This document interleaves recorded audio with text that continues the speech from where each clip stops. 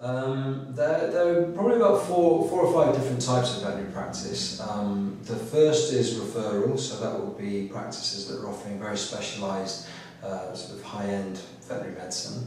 There are charity practices, such as the PDSA or the RSPCA. There are private independent practices, and then there are the corporate sort of chain practices.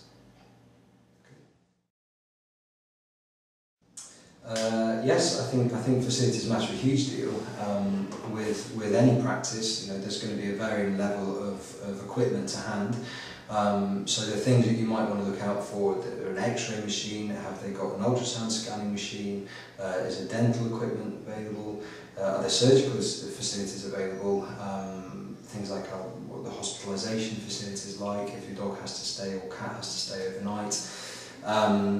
Through to things like parking, is it easy for you to park so you don't have to walk all the way down the road with your poor cat in the basket in the pouring rain?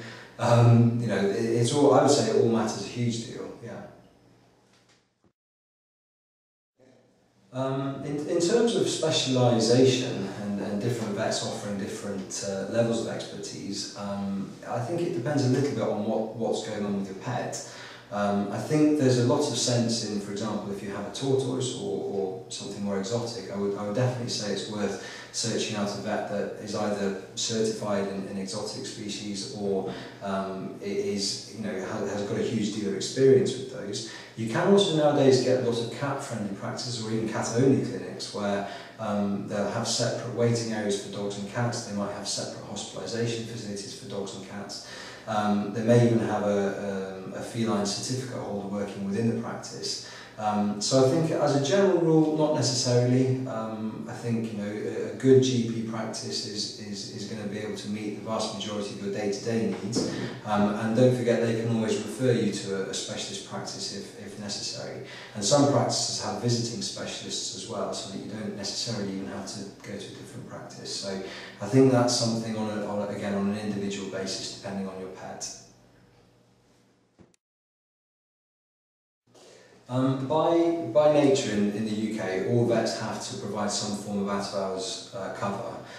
That might be within the practice itself, so you might get to see the same vet that you maybe saw at lunchtime to do the booster, or it might be a practice that uses an external provider for out-of-hours cover, such as a local hospital or an out-of-hours provider itself.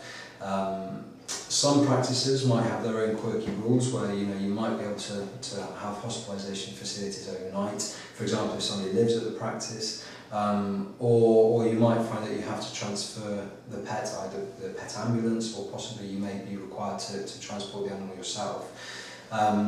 So again, it's very variable amongst practices, and you need to work out what you think is going to work for you. One thing I would say is it's worth checking that before you register with the practice, because the last thing you want is, when you're faced with an emergency, to have to be find out you've got to drive an hour across town to get to the emergency clinic. So something worth definitely looking into.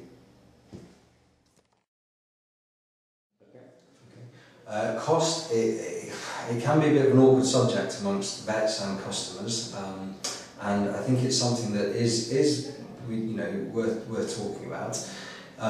Nowadays there are lots of different practices offering very competitive rates on certain things such as vaccinations or bitch spays, and I think it's something that you want to just get an absolute breakdown in terms of what you're paying for, because you may find that the cheaper quotes actually are for the very bare minimum, whereas some of the more expensive quotes you might find things like pain relief or intravenous fluids throughout the operation, for example for a bitch spay, are all included within that price. So there's a difference between simple cost and actually value for money, and that's something I think you want to have a look at.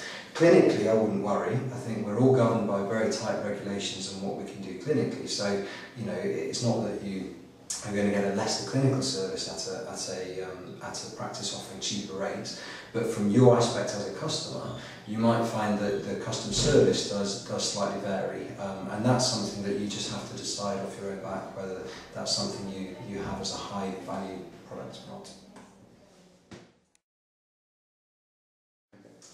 Well, reputation really comes from word of mouth, and I suppose word of mouth only comes from a person that's actually been through that practice. So I think if they're coming out of that experience and saying positive things about the practice, well then that's probably quite a reliable source of information for you to listen to. So yeah, I think it's very important. So I suppose in summary then, I would say I think it's very important, a very important decision for how you pick a veterinary practice. And I think probably the most important thing to do is listen to friends, listen to people that are around you that have pets, go on word of mouth. And ultimately, I think you could probably go and have a look. I think that's the best thing to do, is actually the vast majority of good practices will be quite happy for you to either phone up or call in and ask just to have a look around and see, get a feel for the place, talk to the vets, talk to the nursing staff, reception staff, see some of the animals in the clinic and just get a vibe, a general feel for the place. And your gut instinct is probably going to be quite right.